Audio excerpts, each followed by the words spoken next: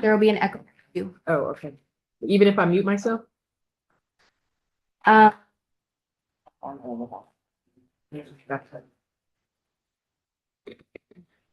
Let's see.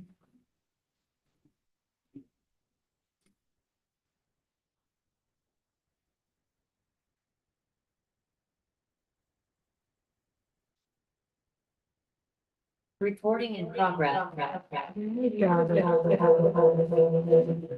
Turn off the speakers. And sorry, James.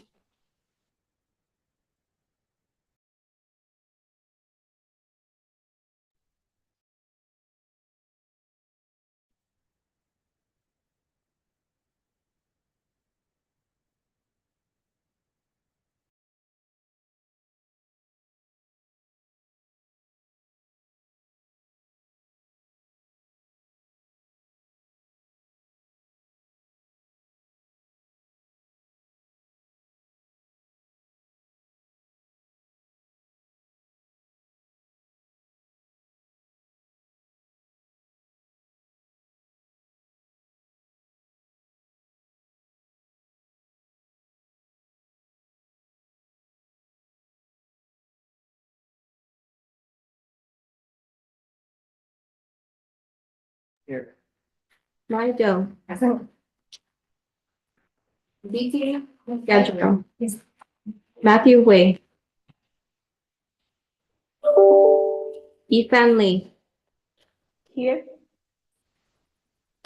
Vanessa Maestro. Here. Lynn Tran.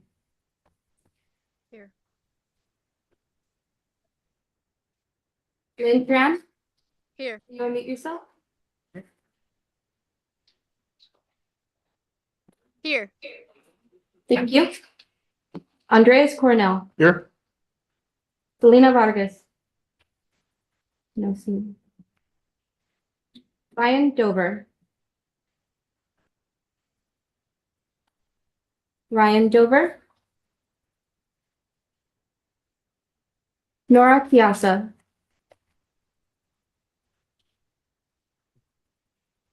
Sierra Thrower. Roxana Guerra. Here. Yolanda Aguilar Condolero.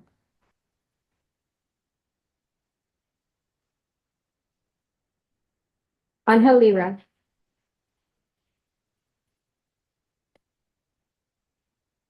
Joshua Shield. here, Xiomara Nieto. Mark Flores.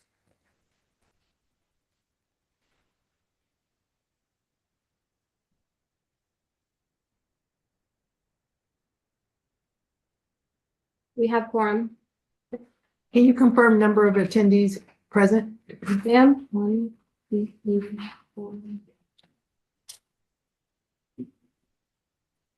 We have 11 attendees present. All right. Hello, everyone. Happy May? Yeah. Yes. I can remember that.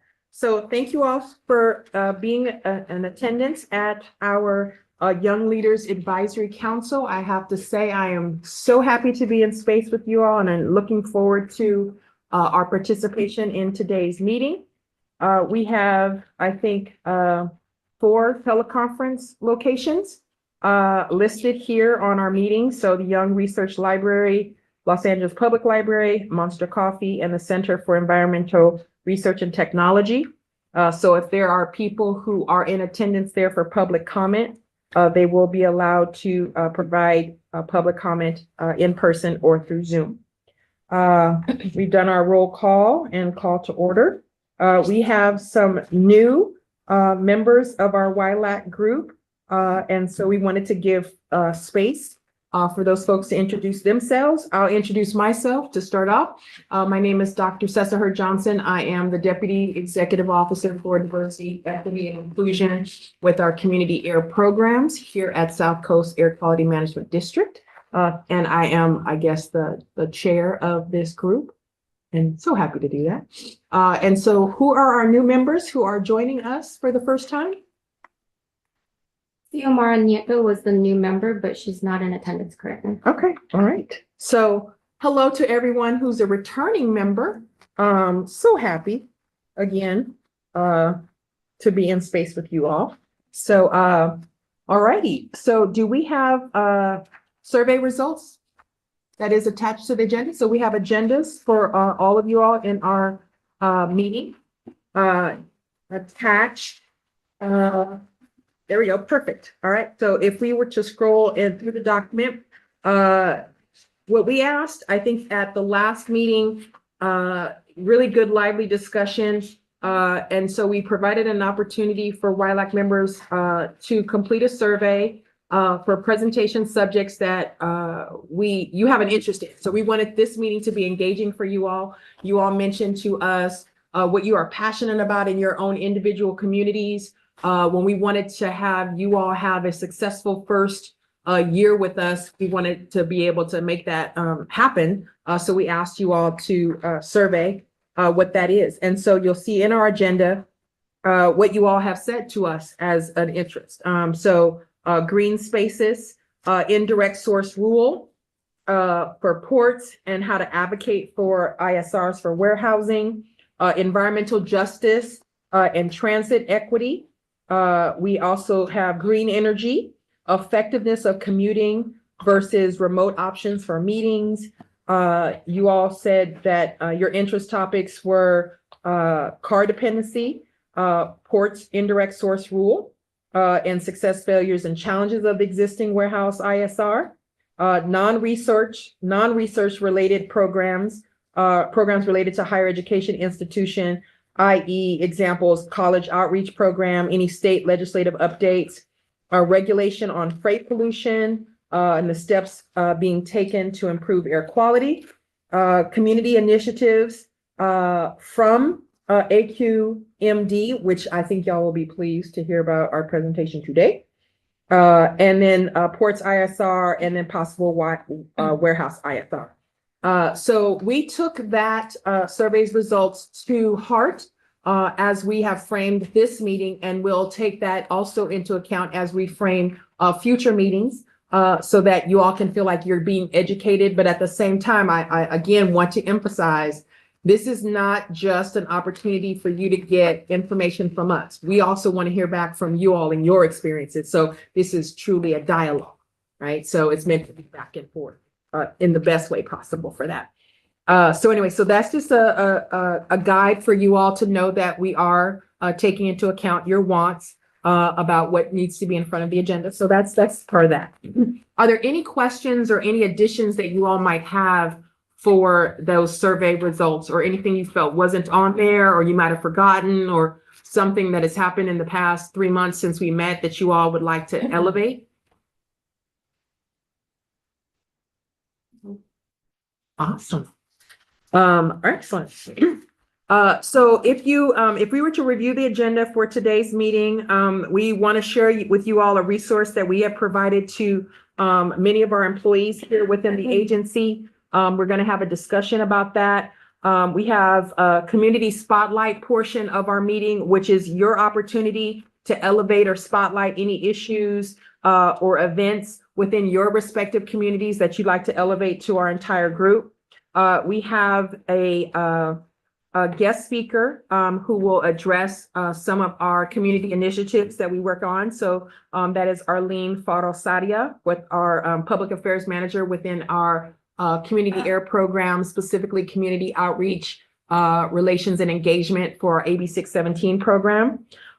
We will revisit meeting expectations. That was something that you all mentioned that was important to you for us to have conversations about. What are the expectations when we are in space together in terms of you all's involvement and engagement? We wanted to have that conversation so that you felt this can be a safer space to have the dialogue. So we'll address the meeting expectations.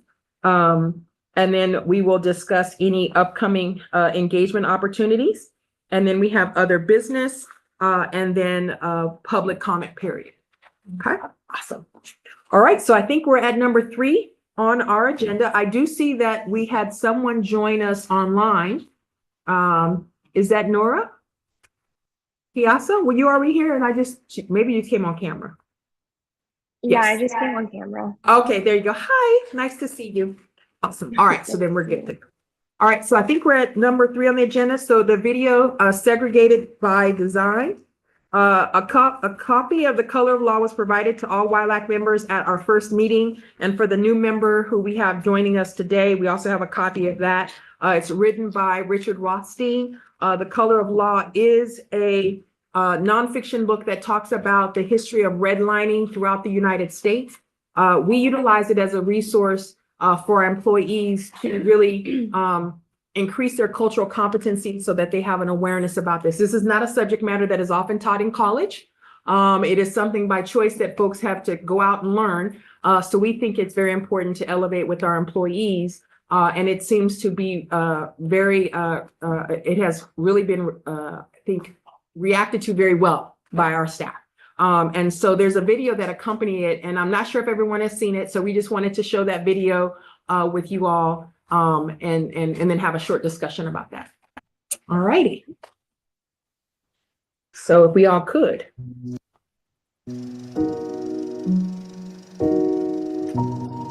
In the middle of the 20th century, the city of St. Louis, Missouri, and the United States federal government condemned and demolished the neighborhoods in downtown St. Louis where African Americans lived, displacing thousands. They built the Gateway Arch. They built a university, interstate highways, hospitals, and middle-class housing that was unaffordable to the former African American residents. Those who were displaced then relocated to the few other places available, converting inner-ring suburbs like Ferguson into new segregated enclaves.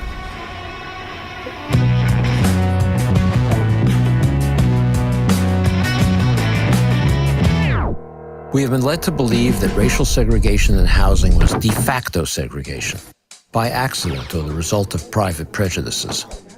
Yes, private prejudice clearly contributed to segregation, but by itself it could not have segregated the country without the intention of the federal government to segregate neighborhoods throughout the nation.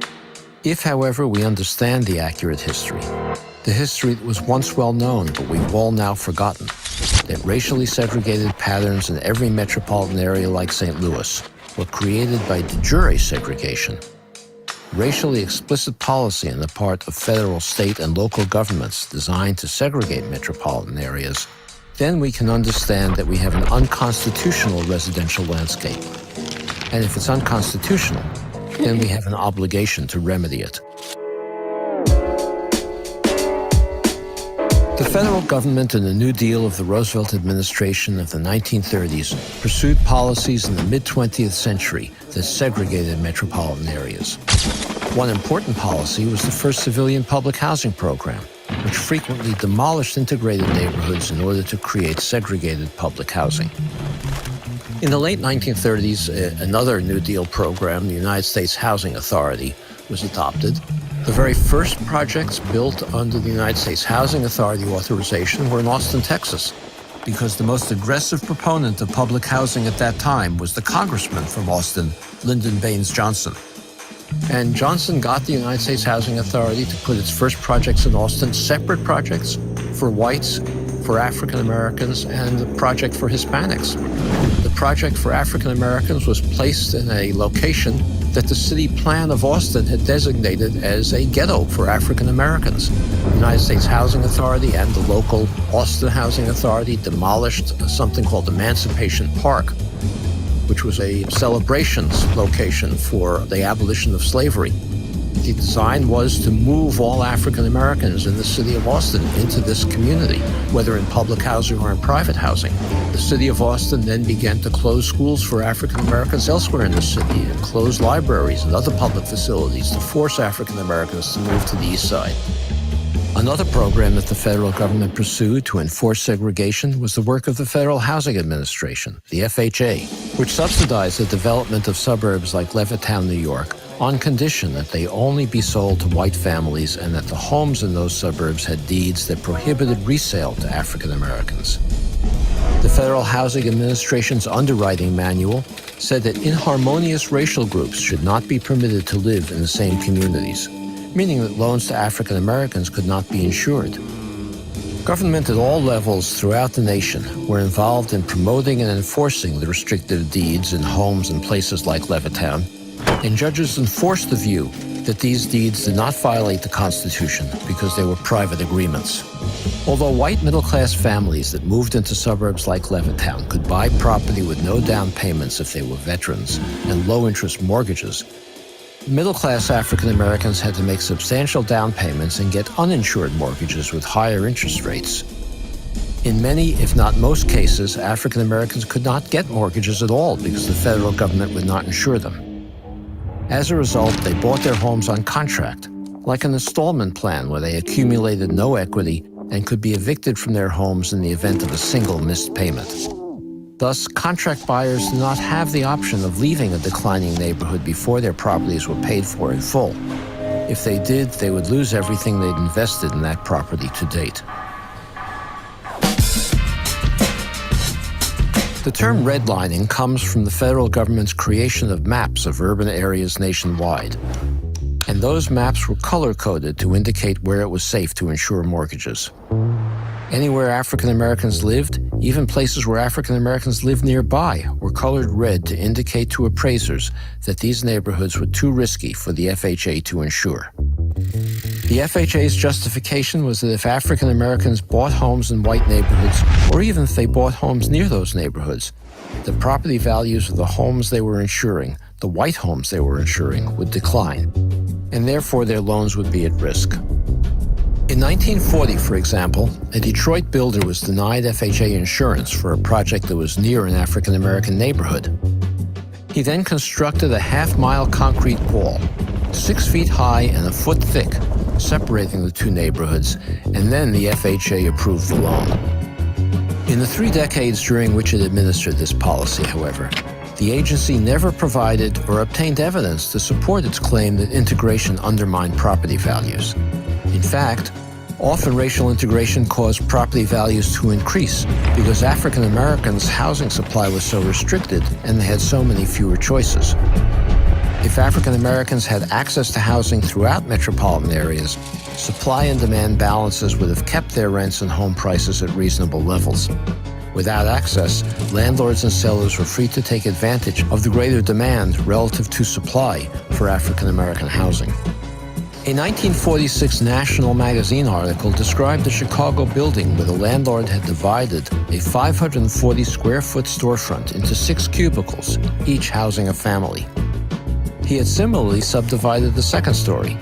Total monthly rent was as great as that generated by a luxury apartment on Chicago's Gold Coast along Lake Michigan. Such exploitation was possible only because public policy denied African Americans opportunities to participate in the city's white housing market. As the federal government concentrated low-income African Americans in single neighborhoods, the homes became overcrowded. Families had to subdivide their homes to their property tax payments. Cities frequently withdrew public services from African American neighborhoods. They collected garbage less frequently. They didn't provide water and sewer services.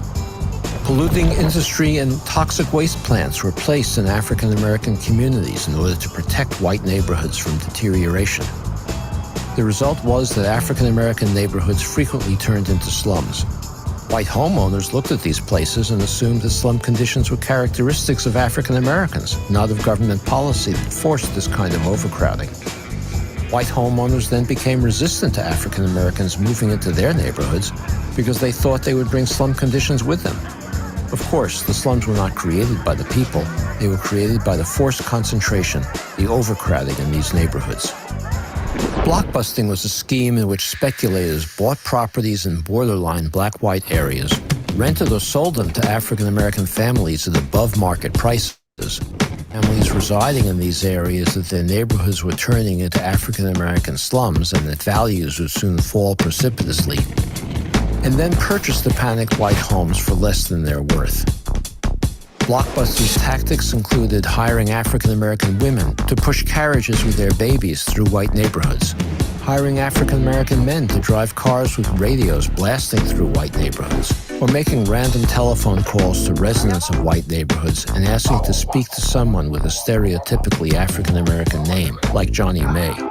State licensing agencies that regulated real estate agents could have easily stopped this practice. All they had to do was to lift the license of one or two real estate agents who engaged in these practices, and the practices would have ended. While many de jure segregation policies aim to keep African Americans far from white residential areas, public officials also shifted African American populations away from downtown business districts so that white commuters, shoppers, and business elites would not be exposed to black people. This was accomplished with slum clearance. One slum clearance tool was the construction of the federal interstate highway system. In many cases, state and local governments, with federal acquiescence, designed interstate highway routes to destroy urban African American communities. In the 1950s, there was a white middle-class neighborhood in Los Angeles that wealthy African Americans began to move into. It was called Sugar Hill. The first thing that happened was that the neighborhood association got together and tried to buy out the African American families who were moving in, offering them more money than the African Americans had paid in order to get them out of the neighborhood. When that didn't work, white homeowners tried to enforce a legal agreement prohibiting them from living in the neighborhood. And when that didn't work, the city council then decided it would be an African American neighborhood. It rezoned it for multiple family housing. It eventually became a slum. And then the Santa Monica Freeway was built to clear that slum to destroy the neighborhood. So these policies all worked together in an unconstitutional fashion to segregate Los Angeles. In 1957, Bill and Daisy Myers were able to purchase a home in Levittown, Pennsylvania, the Levitt Company's second large development. When the mail carrier discovered that he was delivering mail to an African-American family, he let everyone in the neighborhood know, and as many as 600 white demonstrators soon showed up in front of the Myers' house, pelting the family and their home with rocks. Law enforcement stood by as this happened. For 2 months, rocks were thrown, crosses were burned, the Ku Klux Klan symbol was painted on the wall next door. Some policemen stood with the mob, joking and encouraging its participants. One sergeant was actually demoted to patrolman because he objected to orders he had been given not to interfere with the rioters. In 1951, World War II veteran Harvey Clark, his wife Janetta, and 2 small children rented an apartment in all-white Cicero, a suburb of Chicago. When the Clarks refused to leave, a mob of 4,000 rioted, raiding the apartment, destroying the fixtures, and throwing the family's belongings out the window onto the lawn where they were set ablaze. Time magazine reported that the police officers present, quote, acted like ushers politely handling the overflow at a football stadium, unquote. The only people that the grand jury indicted were Harvey Clark, his real estate agent, his NAACP attorney, and the white landlady who rented the apartment to him, as well as her attorney, on charges of inciting a riot and conspiring to lower property values. Stories like this were commonplace, and state-sponsored violence was a means, along with many others, by which all levels of government maintained segregation. Today, African American incomes are about 60% of white incomes. But African American wealth is about 10% of white wealth. Most middle-class families in this country gain their wealth from the equity they have in their homes. So this enormous difference between a 60% income ratio and a 10% wealth ratio is almost entirely attributable to federal housing policy implemented through the 20th century. African American families that were prohibited from buying homes in the suburbs in the 1940s and 50s, and even into the 60s by the Federal Housing Administration, gained none of the equity appreciation that whites gained. Across the country in new developments, these homes in the late 1940s and 1950s sold for about twice national median income. They were affordable to working-class families with an FHA or VA mortgage. African Americans were equally able to afford those homes as whites, but were prohibited from buying them. Today, those homes sell for $300,000 to $400,000 at the minimum, 6 to 8 times national median income. The white families sent their children to college with the wealth they gained from appreciating home equity.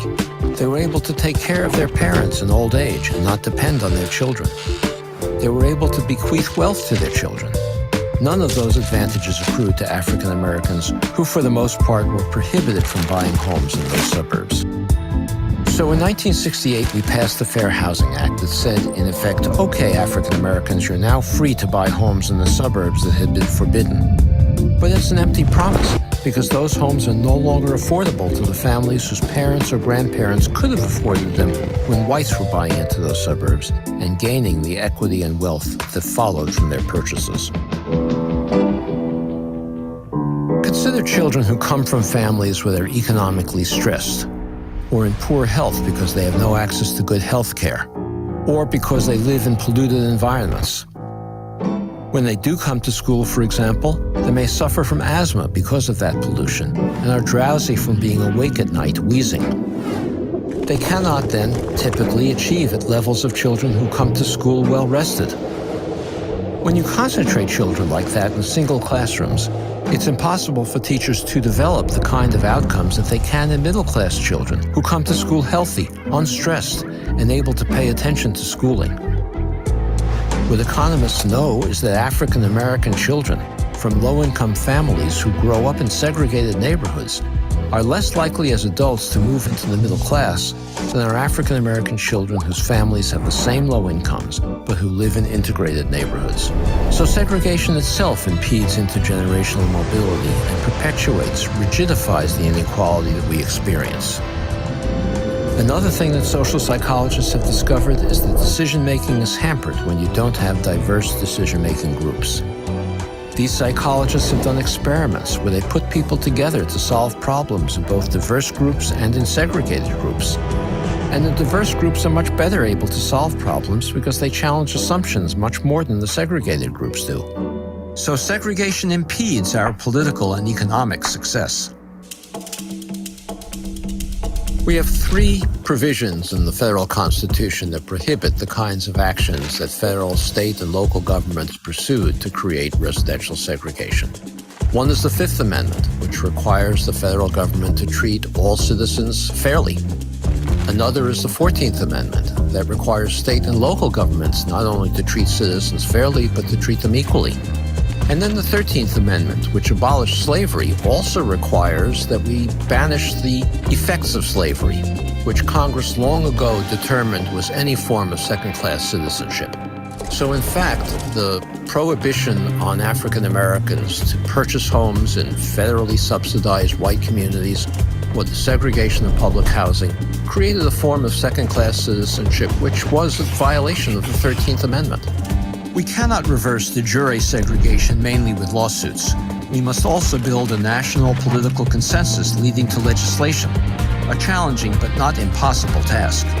Our focus now should be to develop policies that promote an integrated society, understanding it will be impossible to fully untangle the web of unconstitutional inequality that we've woven. To begin, we should first contemplate what we have collectively done and, on behalf of our government, accept responsibility to fix it.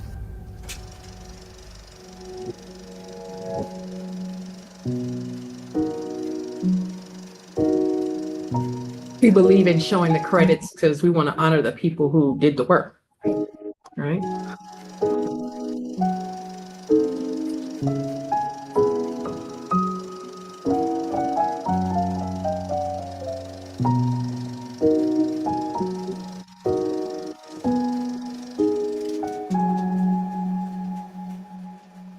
Awesome.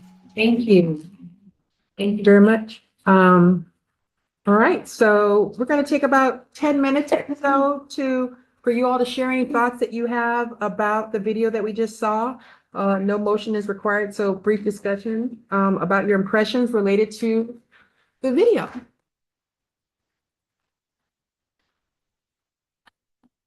Anyone? Had anyone seen it before? Yeah, okay, a couple, but most folks not. Please. At the moment, I'm working for a jurisdiction and I'm a planning intern. So I'm learning a lot about like land use and development and the types of like development projects that come in and just seeing the differences between what gets approved and what doesn't. And I'm like, wow, people with money, like those projects, they promise jobs and, you know, like economic prosperity to the city, which is good. But at the same time, I'm just like, it's just another shopping center or like an industrial park. And it always tends to be in a cheaper part of town, you know? So I don't know, it just makes me, that book reminded me of just like, how are we using land and who's getting approved for these projects? And really it just comes down to money and like meeting timelines and stuff like that. So this isn't something that's historical. You're seeing the manifestations of it now yeah. in your community right now. Yep. And then seeing it happen in real time, like in places you grow up, is just like, even me as someone that's part of the system, like, do I have any say? And I really kind of don't, you know, because like they are following the rules, but it comes down to, again, capital, and having had built capital over time, like it just shows like who's disadvantaged and who doesn't have the privilege to do that as easily. And even if you even think about that term disadvantage, who's doing the disadvantage? Right? Oh, Right? exactly. So I hear you. Thank you. Mhm. It's Vanessa, right? Yes, Vanessa. It also reminds me of like NIMBYism out of my backyard. So in my community, there is a lot of wealth and it's very disproportionate. And there was a community that got their first park in a very affluent area. And they didn't want a dog park.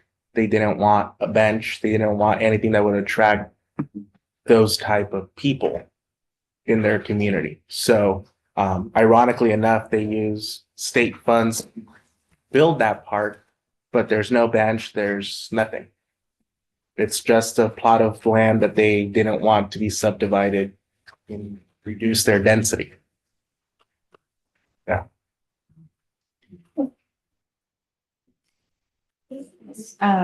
This line that kind of mentioned off of what Vanessa shared, about, you know, who has access to creating, you know, who has capital. I think that's why it's so important for like other people to have like diverse, and it talks about it, how to have like a diverse group of backgrounds and people, because it can help address biases, and, you know, everyone comes from different walks of life. So I think when it comes to like building and, you know, creating accessibility, even with like the parks, obviously having like a diverse group of people.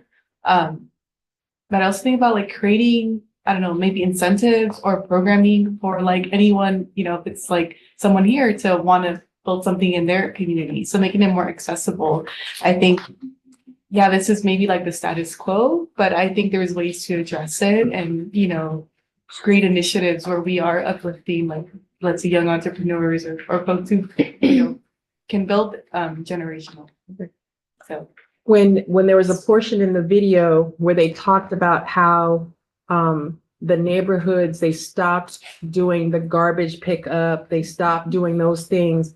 And then you saw what happened next, which was relying upon people's biases, stereotypes, and prejudices by having people walk through the neighborhood, calling folks up on the phone. Like they were purposefully engaging in these behaviors to get at people's stereotypes.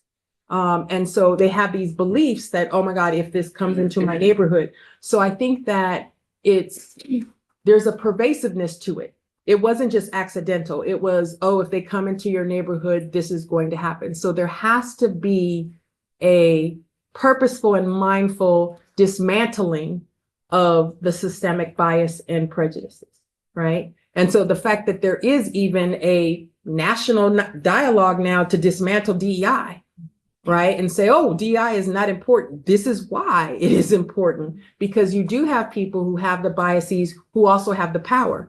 So they were talking about teachers, they're talking about the doctors, they're looking at all the people who have positions of power who are helping to contribute to those situations in the video. So I think it isn't just diversity, but diversity of people who are in positions of authority to be able to address these issues. Yeah, I hear you. Yes. I really like this video because it touches upon a lot of stuff that it affects me in the work that I do, because I do outreach. So sometimes a lot of people that we speak to, they just think, oh, people are lazy. Oh, that's not true. So these highlights a lot of arguments that I've used in my field that tell them like, no, this is what's happening. And then it's just an education thing that a lot of people are just not really like receptive to it. You know, they're still brainwashed by like, oh, the US is the best. They do everything for everyone. And so that's why I remember in college, and you did say that it's not readily taught in college. One of my professors recommended some pages to it. So that's the only way why I know about it. But later on, I would read some of it, and now that I have the book, I've been catching up on it. So I really like it.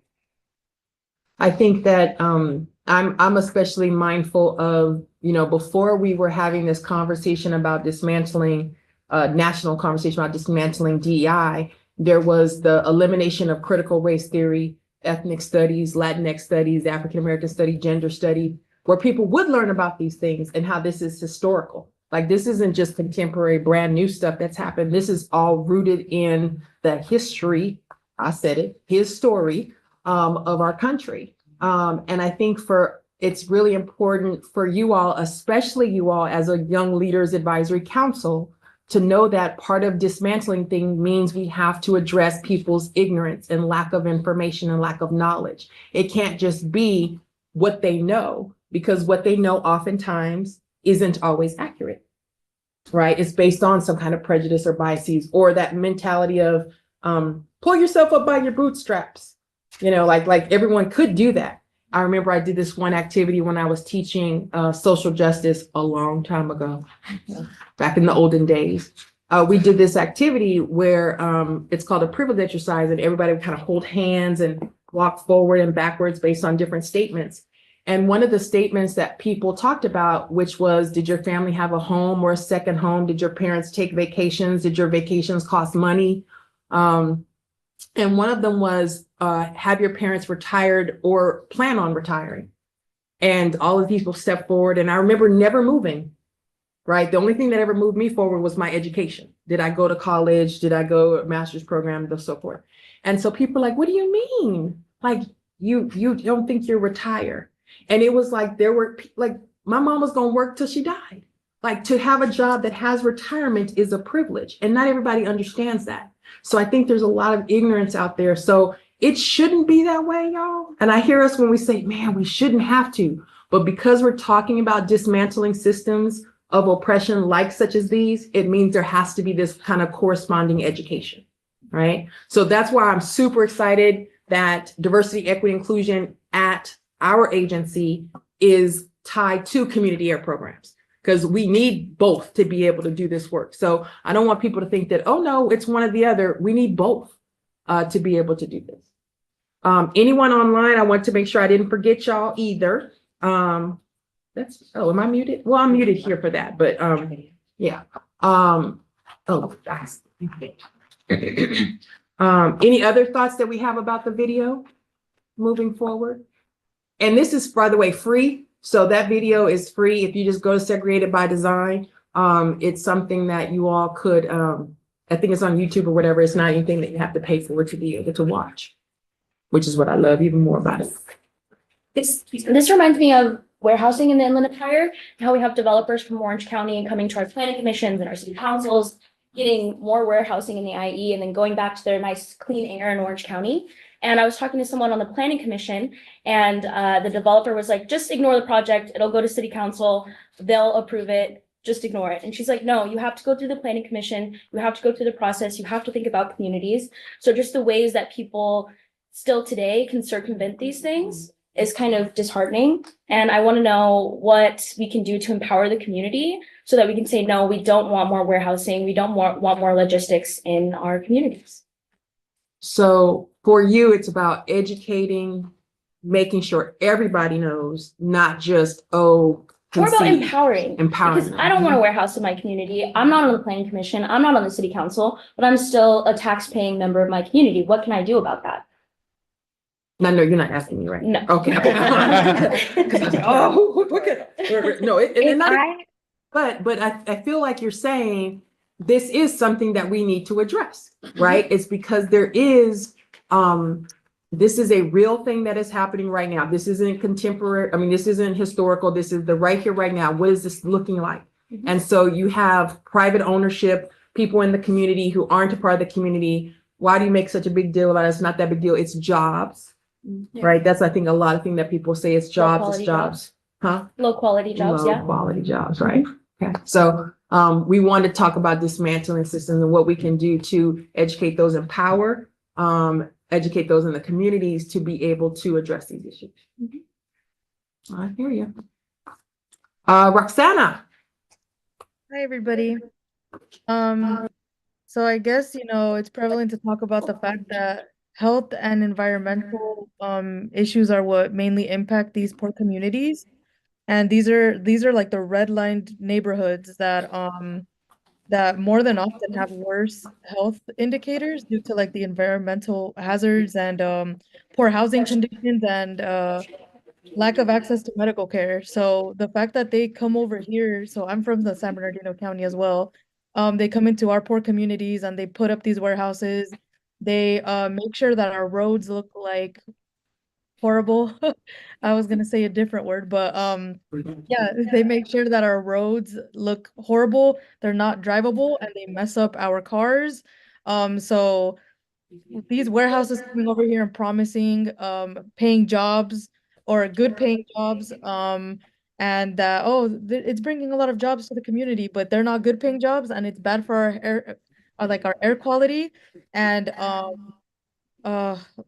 there's a word that I was gonna say right now, but it just kind of left my mind. But the fact that this is still happening now, even though this is like history, because there's still persistent discrimination now. There's also gentrification and displacement being done from Los Angeles. People are getting pushed over this way, and anybody who cannot afford housing in San Bernardino County anymore is now getting pushed down, even out of the state, going towards like Arizona, going towards Texas, going towards different areas that have yet to I guess get impacted the way that we all have with warehouse and the goods movement.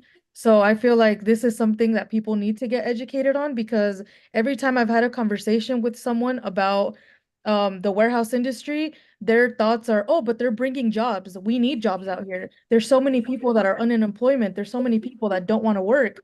And it's just, a lot of people that I've met that have worked in these warehouse jobs say how horrible the working conditions are there. And my husband being one of them, he used to work in a warehouse when we started dating, and it was Amazon. And he told me the horrific stories that he lived through it and he saw a lot of people going through it.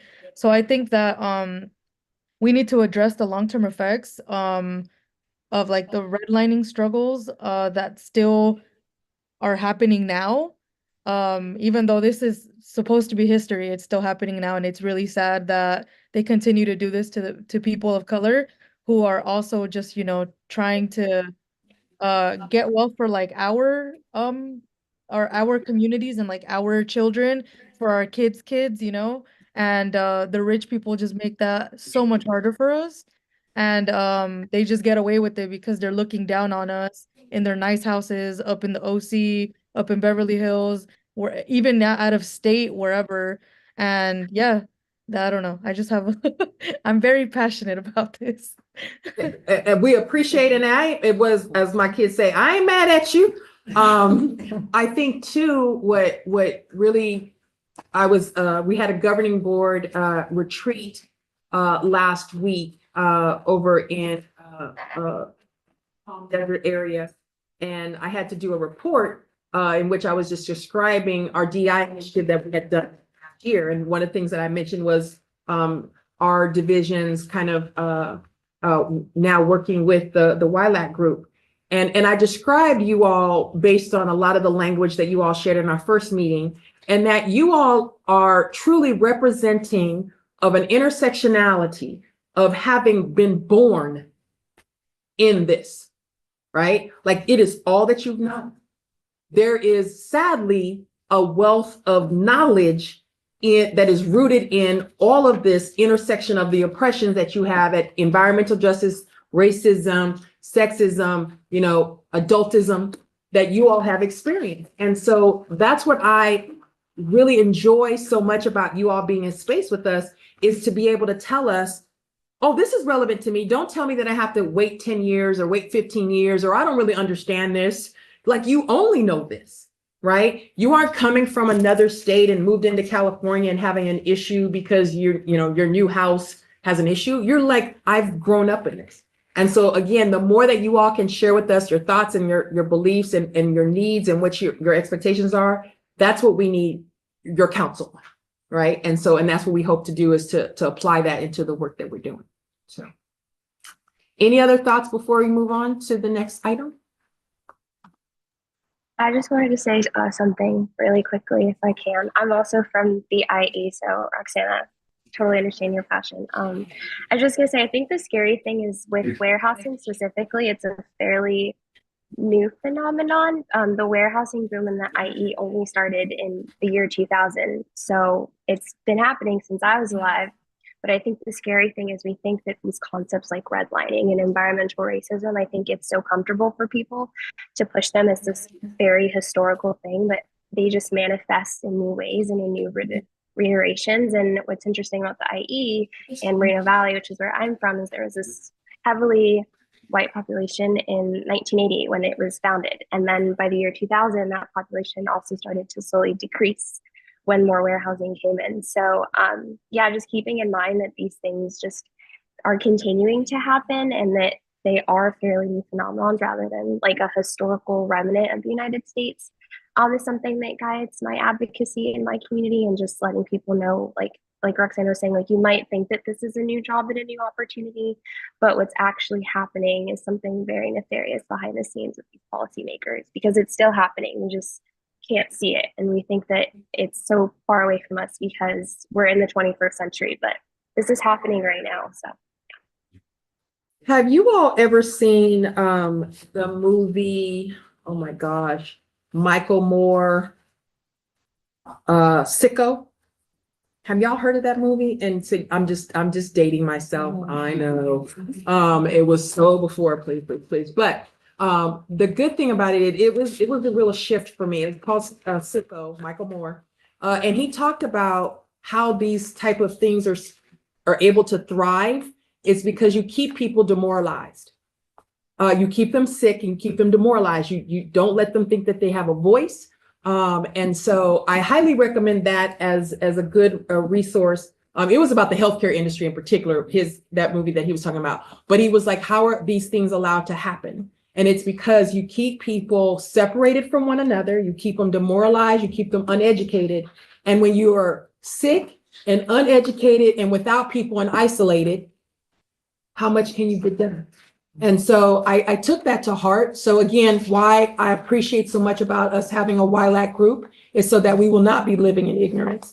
So how we can empower, do more education, do more sharing. I think that is really at the heart of what we can do, is to value everyone's opinion and really kind of dismantle this. So, yeah.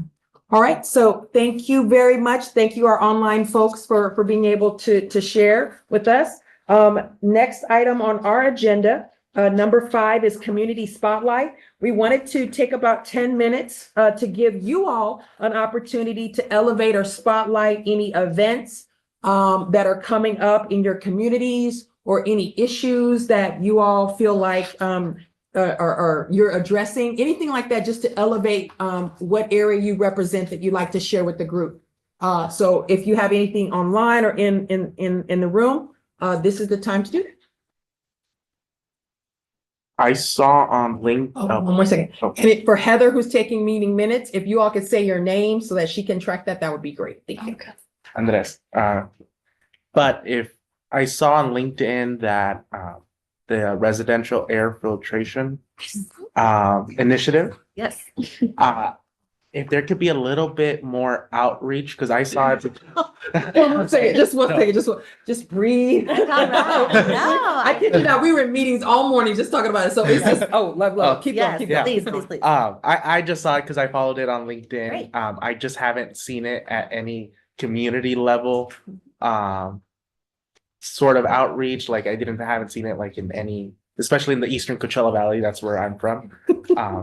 Let's talk, because we've been out there almost all week. So we're that's actually going to be part of the presentation later, is let's think about some of those avenues where we're not tapping or we're missing out on. I would love to connect with you. Absolutely. So the answer to your question is yes. Yes, the answer is yes. We can start with yes. Yes. Okay. Awesome. Other folks' issues, events, or anything like that going on in your communities that you'd like to elevate to other folks?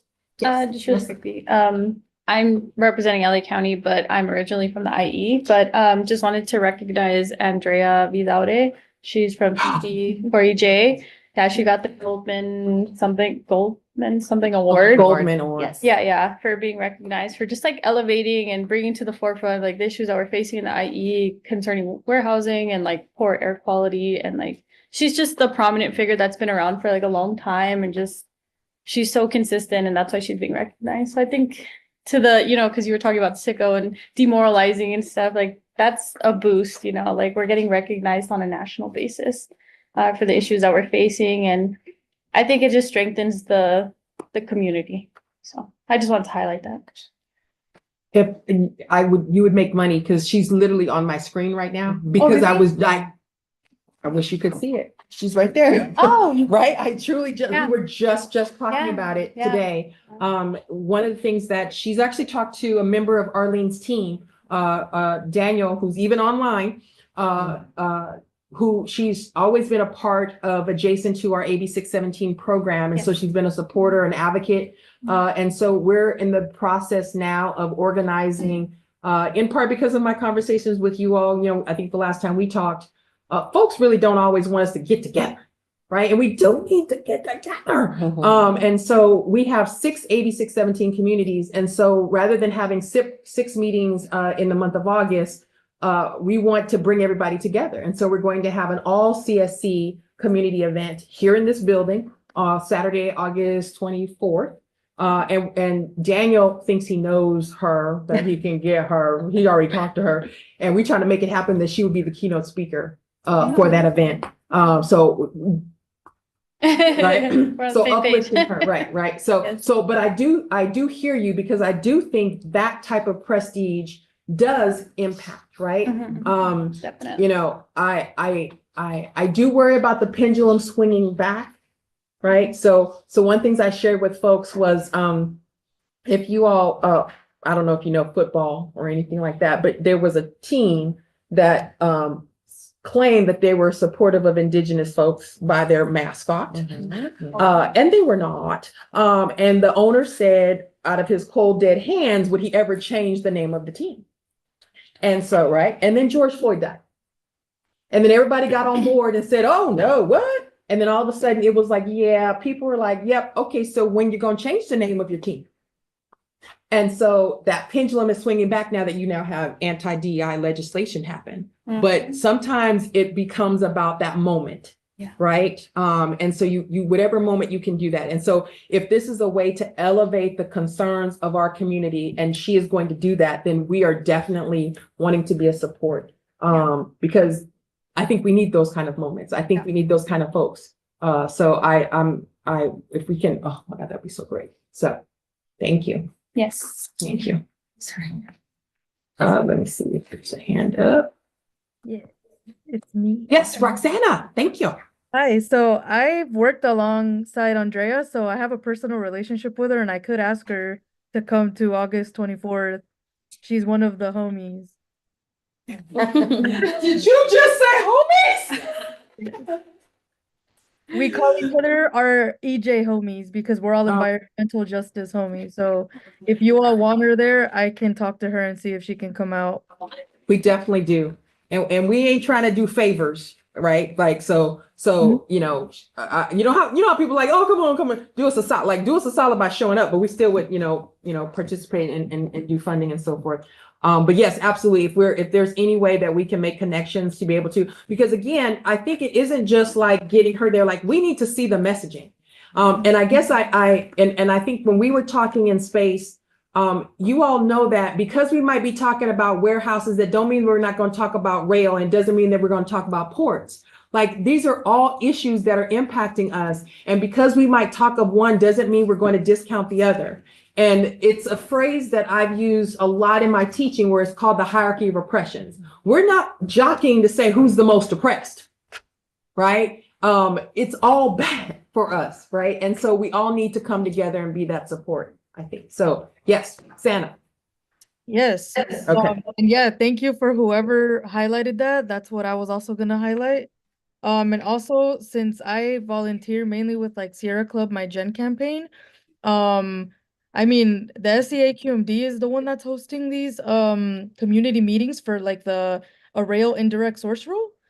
Well, that's what I've been told, and it's a fight for emissions. And it says that you all are hosting this. So, the dates that these are happening, these are community events, are going to be May 29th at the San Bernardino Valley College here in San Bernardino, and then May 30th at Wilmington area.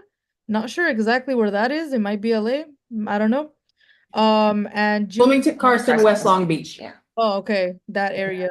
And Yeah. then June 5th would be like the East LA City Terrace area. So yeah, if you could all just mark that down on your calendars to show up for that. And show up, you know, because we do need an ISR for rail yards. Thank you, Roxana. Thank you. Yes. Gabriella. So I participated in a community bike ride event last month for like Earth Day. And I just thought I was on the LA River bike path, and you know, it really connects a lot of the Southeast Los Angeles cities. And so it just reminded me like we can be so car centric sometimes that it's really nice just to like get out. And if it's like hosted by like, you know, like an agency in our office, or even really informal, I've been seeing more like just like community like bike ride events like on my social media and stuff. And so it just, I don't know, I started thinking about like tactical urbanism and like closing down like if it's like a street or a block, or I know sometimes Metro does that, but if maybe something for like that this agency can maybe host to incorporate, like doing also hand in hand doing outreach and just bring more information. But because I think people like look for that. They look for like stuff to do, like, you know, again, you know, everyone to do on weekends. I saw people coming from like LA who are like more older, and then I saw like really young kids on like tricycles. So I think there's a way to like make it like a communal thing, promoting, you know, different forms of transportation. So I think prior to COVID, we would do things like that within this agency, have like those kind of, I don't know if it were in the community or if it wasn't just to hear. But I hear you in saying we need to do more to engage the community. I think that could be, yeah, one for me. Yeah. Okay. All right.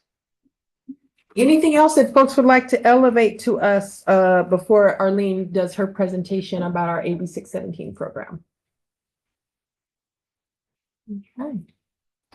Last thing, if you're interested in like more creative outlets for like talking about issues in your community in the Inland Empire, at least there's a group called IE Solstice Theater. So they work with families and just like anyone who wants to show up and be a voice actor or help make like shadow puppet presentations and stuff. And they highlight I think one of the co-leads or the main leader, she has a son and he has asthma because of, you know, living in the area. So it's very personal to her, and they kind of highlight, you know, those types of topics. So please join IE Solstice Theater. That's what it's called. IE Solstice Theater. Yeah. Okay, excellent. And they talk about like like air quality and then like purifiers and like the equipment that they need to like install in their homes just so that they can breathe properly. So yeah, just, you know, touch base with them. I tell you that Arlene is over here just dancing. Her heart is just jumping out of her chest. And Daniel, I can't even see him online, but I see his little black box and he's just giddy with all your suggestions that you all are making. And see, look, he just popped on camera. You all can't see him, but I can see him. And so he's super excited. So this is great. So thank you. Thank you, Andrea. Thank you for that. I think that's great. All right. Okay, so if we are good, I think we're going to turn it over to Arlene Sadia, and she'll introduce any staff that she has here with her to talk about our efforts. So if you all recall, you all mentioned that you all would like to hear about what South Coast AQMD is doing, in particular around community engagement. And so we wanted to kind of do a presentation with you all today on that. And you can expect that at each meeting that we have, that will have a little bit of this DEI with CAP information. So a little bit of diversity, equity, inclusion information, but then also some of the community engagement and then South Coast programming that we're doing. So I'll turn it over to Arlene. Great. Thank you, Dr. Stessa. Good afternoon, everyone. First of all, what an honor to be sitting in this space with such young, intelligent, talented young people. Y'all put me, I look back at my high school, college career, and y'all are putting me to shame. So congratulations on being part of this advisory council. I'm Arlene Farrell-Saria. As Cessa mentioned, I oversee the community outreach relations engagement side of this AB 617 program. And I have a few of my staff here with me. I have Gina Treviso, who oversees the core, we call it core, right? Community outreach relations engagement side of the Southeast Los Angeles communities. I have Mary Donna Paras, who is the assistant to all of us here on core. Online, I think I see Daniel Wong, who handles the core assignments for San Bernardino Muscoy and is currently helping me as I transition out of Eastern Coachella Valley. But really, these are all our communities and we love them truly. And so you'll hear a little bit about our AB 617 program. First of all, how many of you have heard of AB 617 and what it does? Oh, that's good news. So it's our community air program that we do here at South Coast AQMD. And in the early years when it first started, we were actually, it was a district-wide effort and we were all actually in different divisions. And up until the last year, it's taken a new turn where it's focused more on DEI, as Cessa has mentioned. And it falls so much in line with the community protection that we're doing. And so if we go to the next slide, thank you. We now have a DEI focused framework to our community air program, CAP, and we use a lot of acronyms. So if I'm using them and you all don't know what it means, just please let me, raise your hand and I'll slow down and explain some of those things. And so we always like to start off with our agency mission, and that's what you see on your screen there and on your agenda packet, which is to clean the air and protect the health of all residents in the South Coast Air Quality Management District through practical and innovative strategies. And how do we do that? Well, of course, we have to achieve clean air standards, our rules and regulations. And then these last two here are really focused on DEI approaches, which are enhancing public education, which many of you are already talking about here in this space, equitable treatment for all communities, as well as operating efficiently and transparently. Next slide. So just a quick overview of AB 617, since some of you do have heard of the program, is that it was signed into law by Assemblywoman Cristina Garcia back in 2017. And it really focuses on how do we bring these resources into the communities? You all were talking about that earlier as well, bringing some of those investments, those fundings, those incentives. And by doing that, we want to also reduce emissions. And so, so we have what's called an air quality management plan here at the district, which is our regional plan.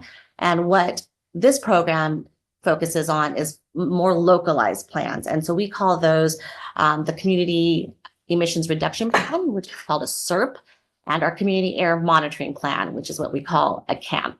And so by developing and implementing these two plans, we really want to engage with our communities in a really purposeful way, focusing on what their air quality issues are in their communities. And so that's usually how once a community is selected, they let us know what their air quality concerns are.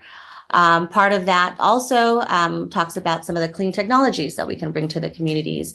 Currently in one of our newer communities, we're talking about bringing dry cleaning, newer, cleaner dry cleaning, as well as cleaner trucks. And then the rules. I think some of you mentioned some of the rulemaking. And so we're working on some of the BARC rules there. And then, of course, more importantly, we want to make sure that all of these plans and information and education and data is accessible to all our communities. Next slide. I also want to mention that as I was reading as we talked earlier about your survey results, this program actually addresses about more than half of some of your interests. And so hopefully we'll continue to keep in touch even after this presentation. So just a little bit more about the 617 designated communities. Here in South Coast, we have 6 out of the 19 statewide. That's a big chunk. Yes. And as you can see, South Coast in itself is already a big area. And so those are the 6 communities that are listed on there.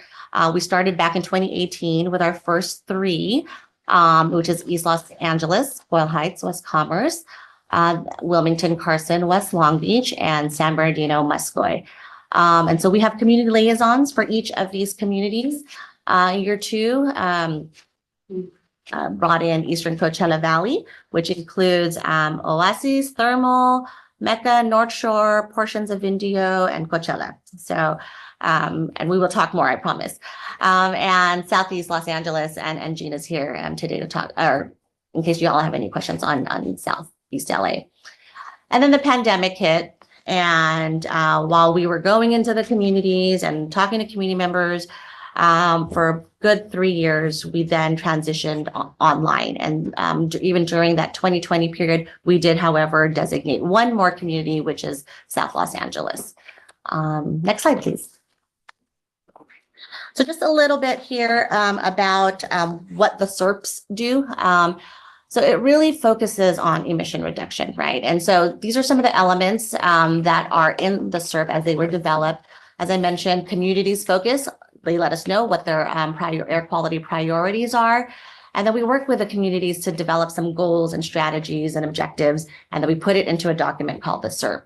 And then there's this whole other set of strategies that we do, which is, you heard of, we do some air monitoring. We work very closely with our air monitoring folks. We make sure we have a good sensor network out in these various communities. We work very closely with our compliance and enforcement teams. We talk to them. They let us know about recent inspections or perhaps notice of violations with facilities. We work a lot with and collaborate with other agencies. This is a really important one because South Coast only has jurisdiction over the South Coast Basin and air quality. And some of the communities' air quality priorities are outside of that. We're talking water, land use, y'all mentioned some of those also, pesticides. And so this interagency collaboration is a really important part of the program, as well as the incentives, right? We always need to talk about funding and money and how we can bring that into the communities. We work very closely with our team as well as our legislative public affairs and media team on some of those events that you all were talking about in the communities. Which events should we be at? We try to focus primarily on our AB 617 communities, but we understand there are other communities also. So if you hear of things, we want to hear about it too. So if there's social media that you can share with us, we would love to know that. And then lastly, another strategy here is our rules and regulations. I think it was maybe Ciara, you mentioned some of the warehousing rules. So the ways that you can participate is, through these public meetings, through these public hearings, and also as often as we can, we do try to bring some of our colleagues into our community steering committees, which is our CSCs, and we have them provide updates on some of these rules and regulations. On incentive programs, I did want to also mention, because I think Andres and Roxana mentioned something about paving in ECV, Eastern Coachella Valley. We did issue a paving plan. And so we're in the middle stages of that, of a lot of those areas that put out a lot of dust and dust into the air, the mobile home parks, where trucks travel into. The community has identified some areas that could use that paving. And so we're in the first stages of getting some of those areas paved. And we're really, really excited about that. You mentioned the residential air filtration program, which we are totally deep into. And so I want to make sure you all leave with something like this today. And if we run out, we'll make sure, if you want to even bring stacks of them, I'll ask some of our staff to grab some and you can bring those into your communities. So this particular program is specifically for the East Los Angeles, Boyle Heights, West Commerce community and the Eastern Coachella Valley community. And so as long as those communities are within the boundaries of our AB 617 program, they get a free residential air filter. And I think they get to choose from about 9 different types. depending on the size of their homes. And so we've been out into the communities. I've been out to Mecca Thermal, Coachella a few times. And so again, if there's events that we're missing, we want to hear about those so that we can make sure that, again, we want these funds, we want these filters, we want this technology to be in the hands of our community members. Okay. So next slide, please. But the real reason why I'm here today is community engagement. And so when Dr. Sessa invited me, I was really excited because, those are the things that, as a government agency, we want to say we're really good at community engagement, but we're finding that as we talk to young people, as we talk to community members, we could definitely be better at it. We can be improved at it. And so some of this community steering committee,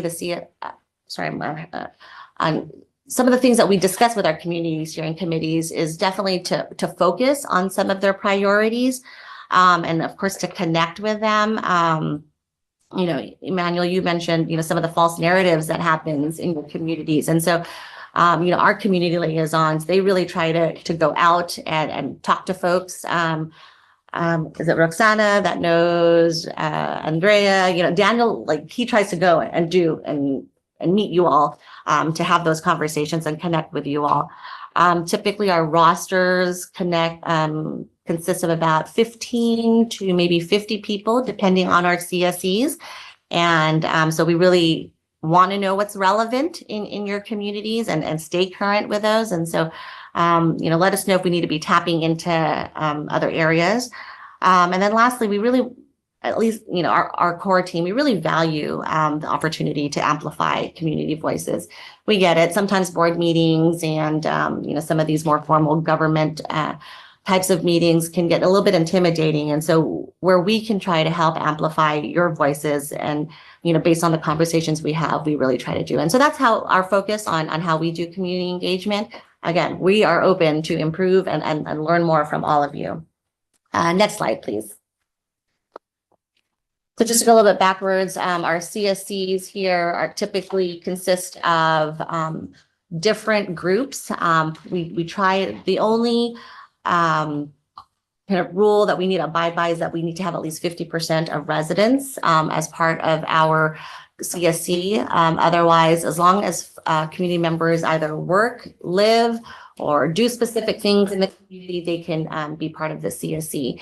And so there's a list of folks that sit on our CSCs. Since 2018, which was kind of our first CSC meeting, we've had over 300 plus meetings, and that includes both in person on Zoom. Obviously, we were able to have a lot more meetings on Zoom because we could do multiple meetings in a day, or we could do a working team one day and then a full CSC the next day. So these are just some of the types of meetings that we have. The CSC meetings that typically last about 2 hours long. Like I said, we invite staff and other colleagues and other agencies to come out and present based on some of these air quality priorities. Some communities decided to have working team meetings, which are basically just smaller groups, kind of like subcommittees, where they focus either on outreach or budget or the CERT plan, oil and gas, monitoring. So I think 2 of our 6 implement this working team method. And then Just transition. Yes, Just Transition. Thank you. So, and that's one of our newer working teams in South Los Angeles. And then we have public workshops. So sometimes we have a program that comes out like the residential air filtration program. Folks need to want to know how to apply and how to do that. So we'll put on public workshops and provide information. And I'll talk a little bit more about community tours, but we've done a few community tours pre-pandemic, and then it's turned into something so wonderful since we started being back in person again. Next slide, please. Again, just how we do and how we share public information and outreach. For every CSC meeting now that is on Zoom, we do webcast them, and we send flyers out to our CSCs and we ask them to share. We have a larger interested parties list. It is Facebook live streamed, and folks can ask questions there, or they can join in on Zoom. We do have a pretty thorough AB 617 webpage, which is undergoing a little bit of a refresh. But each community does have their own designated webpage. And so tons of information on there, tons and tons. Sometimes we do newsletters depending on what projects are happening in our communities. And we do utilize our social media campaign where we publicize our meetings, or if we're out in the community, we do try to let folks know, hey, we're here, come stop by and see us. And then we also do some educational brochures. We have our medals brochures here, and we've done some on fugitive dust in ECV as well as H2S for the saltancy issues there. So we have a couple of educational brochures. And like I said, we are out in the communities very heavily right now in East LA and ECV to promote this air filter program. And so we look for us with our little display banners. And so that is some of the ways that we do. So if you can think of other ways that we can go beyond this, we're gonna have a little discussion afterwards. And then next slide, please. Awesome. So this is the other portion of our community tour that we've been doing probably now for the past year. Yeah, for the past year. And if you don't know, Sessa loves Star Wars. And so this is called C3PO. She named it. This is her baby. It's Critical Community Conversations for Purposeful Outreach. Also a mouthful. So C3PO is a lot easier to say. And so really what the focus and what the goal here is for us to really go out into these communities. And so we have a staff of about, I'd say, less than 30 folks. And sometimes we extend it out to some of our other divisions. And it's a twofold effort, really. And we go out, we prioritize community needs. We meet with them, we talk with them. They tell us, most of them are CEC members, and they tell us their perspectives. They show us what's in their community. We're breathing what they breathe. We are seeing what they see. We're interacting in their community. And so this has been a wonderful thing that we've been able to do for our staff. And it really just increases our own understandings of some of these community issues. And so, we do want to do more of this, do more education of communities. As you mentioned, the dog parks in your communities, like let us know what's out there, what could be better, right? And see where we can elevate it. Next slide, please. I mentioned earlier that this is a key part of the program, which is really collaborating with other key agencies. This is actually a two-slider here because we have to talk to a lot of folks. Vanessa, Ciara, you mentioned the planning agencies and the planning commissions. We just need to talk to them because it's out of our jurisdiction that we need to have these conversations with them. So we talk to a lot of land use agencies, our sister agencies, CARB, in ECV. We work with DPR, the Department of Pesticide Regulations, OEHA, Caltrans, mobile sources is also kind of out of our range a little. So we have to work with a lot of our transit agencies on this. And the next slide, also, LA DOT, Gateway Cities, San Bernardino County, a lot of the county agencies as well. And so I want you all to you're all taking this packet home. And if you are looking to continue in the field of environmental efforts or environmental justice or looking to work in it, like these are some of our, partners. And so I would look at these folks and see what they're doing and see if that's something that you all are interested in as you do, contemplate on some of your future careers in the environmental world. In South LA, we have, again, uniquely to this community, we have 3 co-leads, which is PSRLA, Watts Clean Air and Energy Committee, and SCOPE. And I think that might be my last slide, so we can get to the real meat of it, which is hearing from all of you. But really, thank you all. We want this to be a discussion. We want to talk about what we can do better, as this program is only about 5 years old. And so I feel like there's always, more work to be done. As much as hard as our team works to get out into the communities, I feel like you all can provide us with some insight and perspectives on how to do that better. So thanks for letting me invade your space today. Appreciate it. Thank you. Any thoughts or comments or questions you have for Arlene or members of her team about AB 617 and our efforts? And we are open. I have a question. So is this like an internal team or is this like subcontracted to like external, you know what I mean? Yeah, no, so AB 617 program is part of our agency. And like I said, it's a district-wide agency, but we kind of have a what we call an anchor team. And so that anchor team is under the DEI division. And so there's a team of about 5 of us, almost 6, that's just focusing on outreach, relations, and engagement. And then there's a whole other team that works on the emission reduction plans and implementing and developing those plans with the communities. We do part of that too, but we have a whole other team that does that as well. So there's about 15 of us, I would say, yeah, just specifically for this program. And then we have other divisions that have like representatives that do a little bit of AB 617 and we coordinate with them. Okay.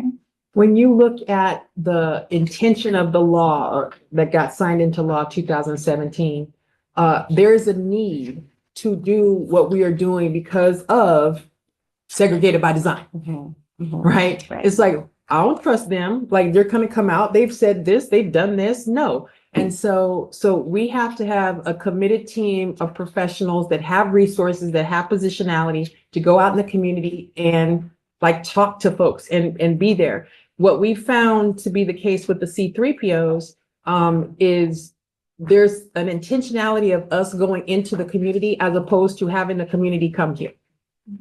When we talk about it, we say we are coming in their spaces, in their communities to learn from them, not under the 3 minutes at a board meeting, kind of, you know, like, tell us your issue. Like, no, we want to come in and do that.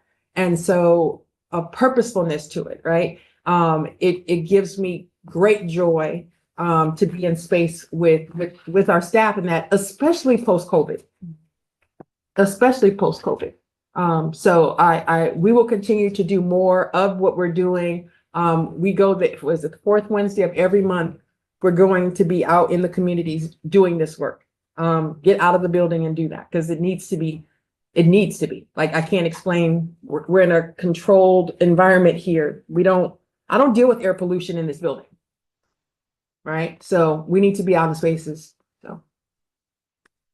So I really love what you said about, you know, meeting people where they're at. And for my work, I do like community relations. And so a lot of times, just yesterday, I went to like a Rotary meeting. And so like sometimes you'll just find people I find that going to like different service groups, service clubs is really resourceful. And then they tend to like share amongst themselves. And just like talking to folks like, oh, like asking them like, well, how long have you lived here? Like, you know, what does your day-to-day look like? And then they just start sharing like just like the landscape of what they do, their day-to-day, like how they interact in their city. And I find that really invaluable. And then you start hearing more about like, oh, where I'm going to this event. I'm going to this nonprofit's hosting this. And so I think just really, I'm sure y'all are doing great and you're just talking to community folks. I think that's really helpful. Even maybe thinking of like unconventional ways. Like I've gone to like laundromats and like people are just sometimes waiting for their laundry. So, you know, you never know, leaving flyers there. So creating, you know, more of like a bridge, right, to getting this information.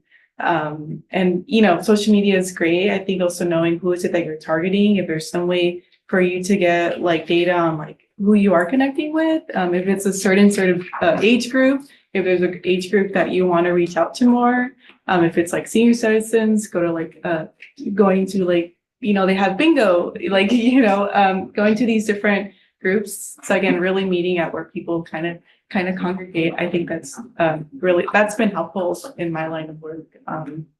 But yeah, I think it's great that you hit it right on the nail. It's like meeting people where they're at. So yeah, I love that, Gabrielle. And thank you for stressing that point because we are finding that to be more and more true. So I'm hanging out with, you know, the senior citizens at Loteria night, right? And there's movie nights. And so again, sometimes we just need to connect with the right partners. And so, fortunately, we at least in ECV, we've met with Desert Recreation District. And so they have a full listing, and we try to be at those things. But again, that's just one partner. So if there's other partners that we need to tap into, definitely. The laundromat thing have not yet tried, but let's think about that one. Yeah, it's a very true thing. Yeah.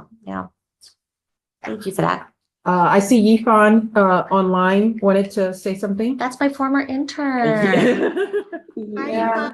So, yeah, really nice to see you, and thank you, Arlie, for sharing. So, I do have a question about the community outreach. So, such as C3PO that I participated once before. So, but during that time, I forgot to ask about the feedback from our community residents. So, I'm wondering, what kind of feedback that you usually receive from our community residents? Is that become better, or always positive, or sometimes negative? Yeah, that's a really good question, Ifan. So as often as we can, and I'm going to look to my liaisons here for a second here. We do try to survey our community folks at least at the end of each year, just to say, hey, how are we doing? Does this meeting time still work for you all? Is this, are all the languages that we're sharing out with you accessible? Do we need to reach out to any other language folks, which, for example, in South LA, we are now adding Korean. Typically, all our languages are both in English and in Spanish, but now we're finding that there is a group of folks in South LA that would like the Korean language at our meeting. So we do try to reach out to our folks at least on an annual basis. I mean, we do talk to them daily, but this particular question, I don't know if, maybe Gina or Daniel want to share some of the specific feedback that we've heard and on how we're doing some of this work. Gina Treviso with Southeast Los Angeles. As a community liaison for that area, I've heard a lot of positives as far as thank you for the work you're doing, thank you for being here, thank you for taking the time to be in the community, or as Dr. Sessa says, be in space with us. But at the same time, they want more. Residents, community members, I've heard not negative things, but just there's always a chance to do more, to be in the community more. And I wish we had more the time, more ability, more staff, more everything to do more. Because there's always something going on, but there's only so many of us or me, and I feel like we do a lot, and they're always doing a lot, and even with everyone having the passion and the desire, it's hard for CSC members, just to come to CSC meetings.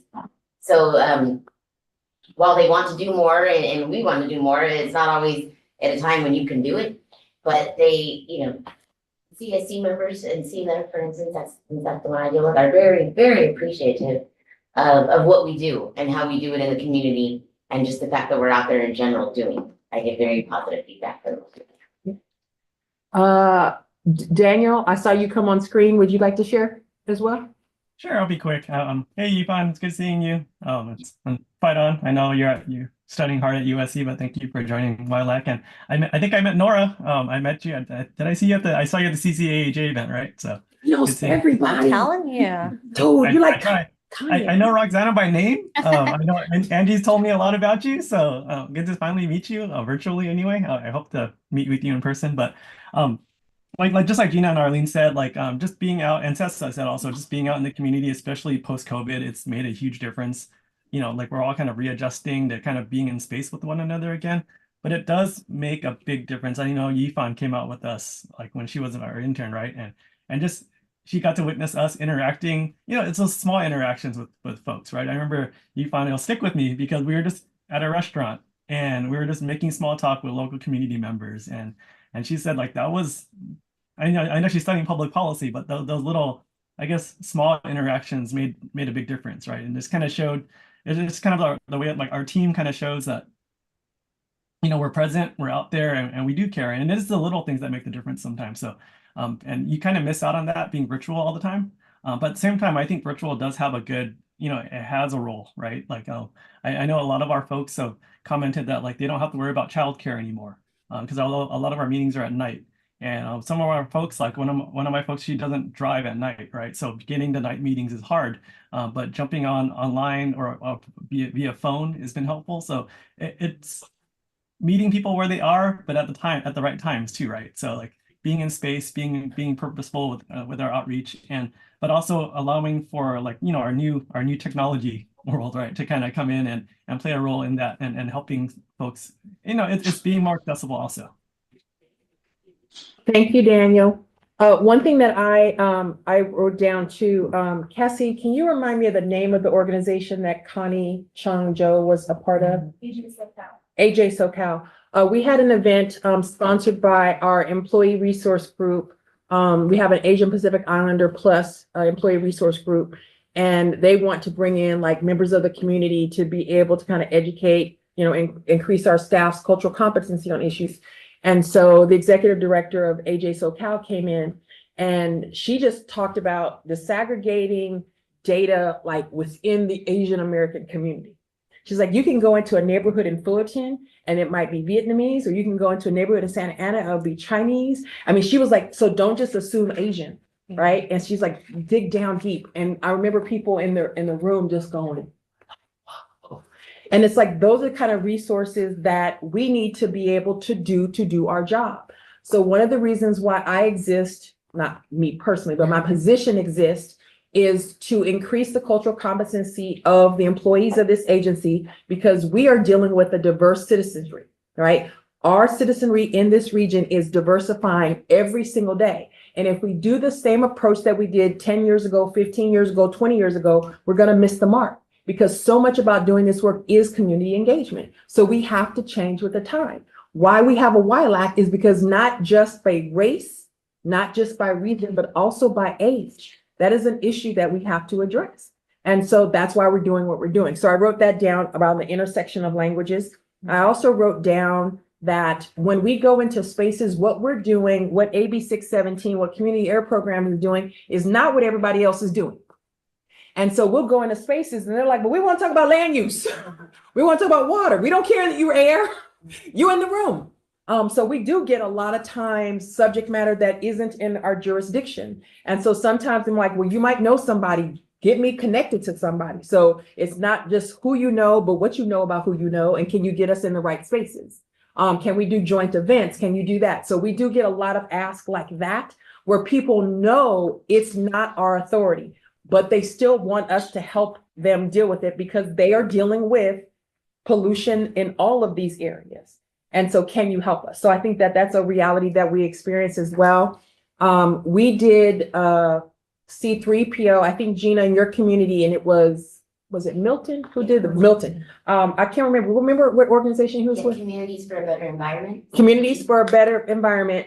And we did a bus tour. Gina organized a bus tour led by CSC members.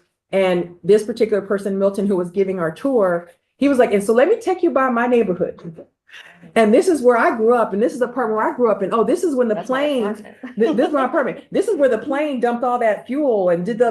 This is where this is. I mean, he like walked us through. And what I remember he said to us after the session, after we were done, he thanked us for being there, but he was really especially happy to see people who looked like him working for South Coast AQMD. He said, he's like, it doesn't mean that you all, like, he wasn't saying identity is competency. He wasn't saying just because you look like me, I know you get it. But he was saying the fact that we were looking like him, that we were there and we were present, all of those things was giving him hope. It didn't say we were, all good, but he just said, this is what's doing. So I would say those are some of the comments too that we're hearing is you need to not make us come to you. You need to be in our community. You need to be talking to us. It shouldn't just be one-off things.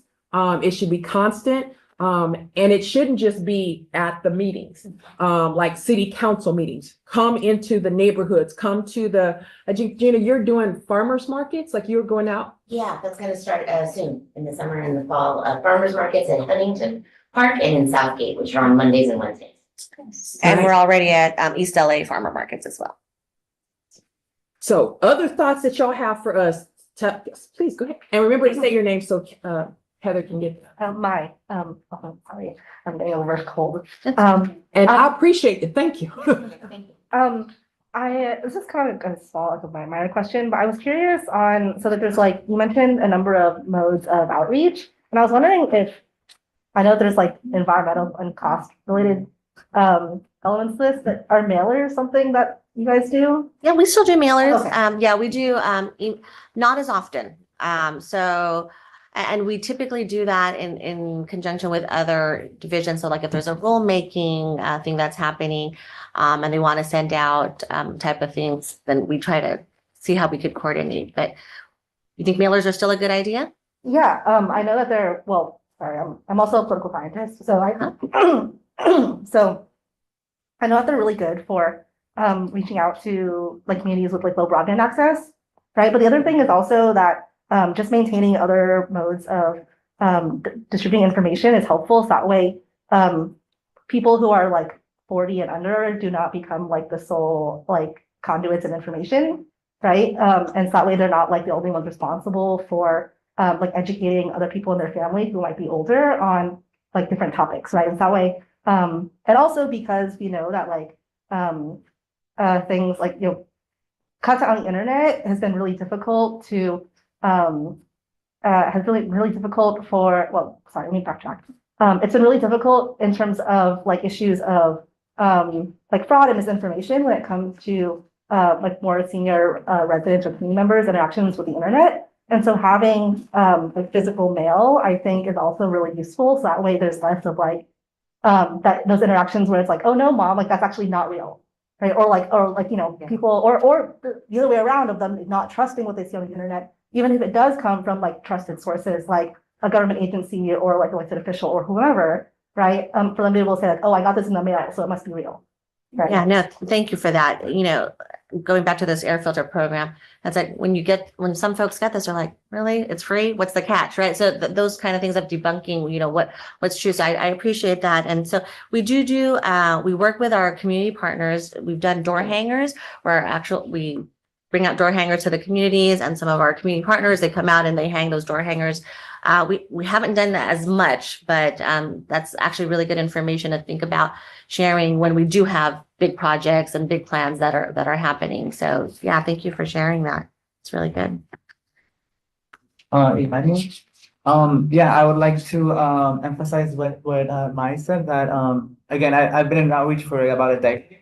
And I used to sit on the planning commission in my city a long time ago. And I remember nobody would come to our meetings, but planning commission is very important. So I remember the councilman at that time, I don't know what he did, but he made a budget for where we would hire, we would give stipends to high school students that needed community service hours. And they would just flyer about like 3 days before the meeting. And it's, I believe, a little bit more effective because it's direct communication. It's a direct paperwork. I don't know if you guys have the capacity for that, because I know it is a lot too. But yeah, that's something that I've done for like a whole decade, just canvassing, phone banking, flyering. And I know that's for me the most effective method of like telling people there's a meeting here, come out, or this is what's going on, or this is what we're having for fun, or community engagement, education, or simple counsel. Oh, no, that's great. Thanks, Emmanuel.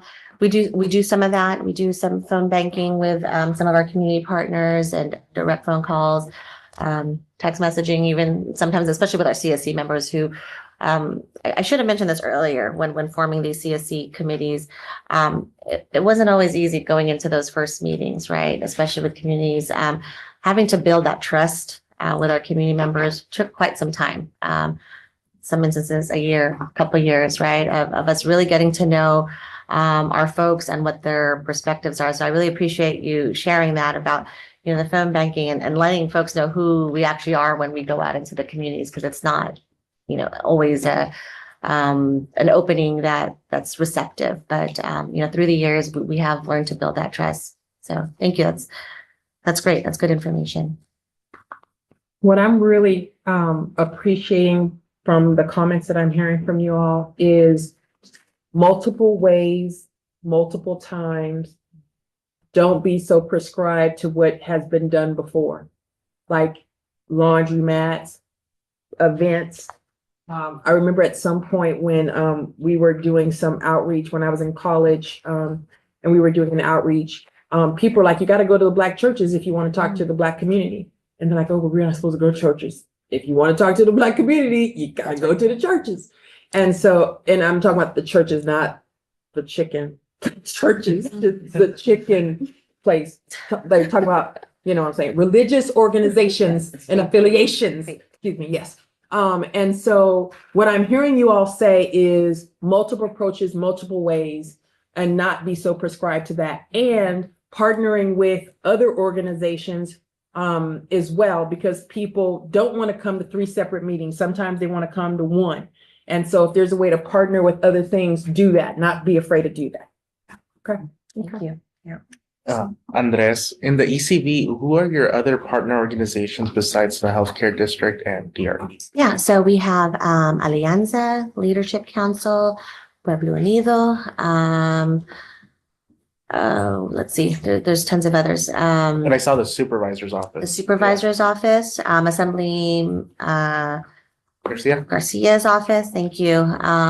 We also have a couple of schools on there, Loma Linda University. Oh, sorry, that's SBM. I'm confusing mine. But yeah, we do have a few other folks that we're partnering with. Again, we just kind of need to be in that same alignment so that we can be at those spaces. Because I sometimes I see events, I'm like, oh man, we should have been there, right? So trying to track and follow what other groups are doing and seeing if we could be part of that. Also the Salton Sea Authority, so more governmental agencies, but there's actually more government agencies that are trying to do a lot of this community work also. So we're finding that. So if we're missing anybody, please. Oh yeah, for sure. Definitely. Thank you. Appreciate it. Excellent. This is good. Great. This is great. Okay, I'm mindful of our time. Yes, so thank you so much for that. We're at the next part in our meeting where we're going to talk about meeting expectations. And so it's just a subject matter that I think I wanted to give space. Gabrielle, I think maybe you brought it up at the first meeting to what are our expectations for how we engage in this meeting, right? So can you kind of just recap what your hope was? Just like since we're meeting in this safe space, also having a brave space, right? Like, you know, it's kind of having like a how do I say it? Like a forum, yeah, like a place where everyone feels like, I'm sure everyone's doing a great job in sharing and stuff, but I think it's just good to set it so so that when we get together, it's you know, it's there and everyone can refer to it. So like group norms and that kind of stuff. So the one thing that I would say that's somewhat different is that we can have public comment and we're on camera and we have people who can come into our space and we have people who are online virtually, right?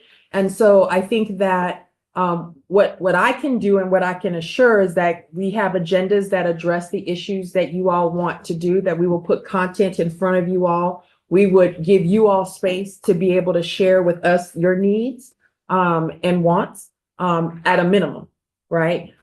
People can, and I've been in spaces even recently in which we had a board meeting, I think back in November, and there was some public comment that some hate speech was used and it wasn't a safe space. And so what I can't guarantee is that, right? I can't guarantee that someone could make a public comment.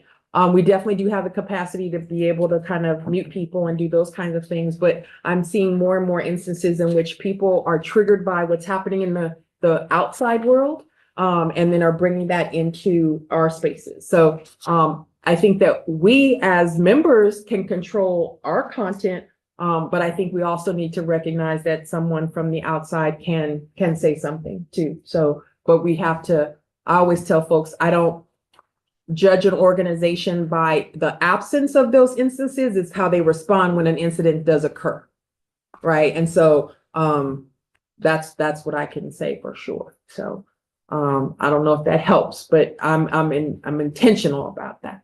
I think that's helpful, and I think that's good for us to. Is there any other expectations you all have regards to meeting?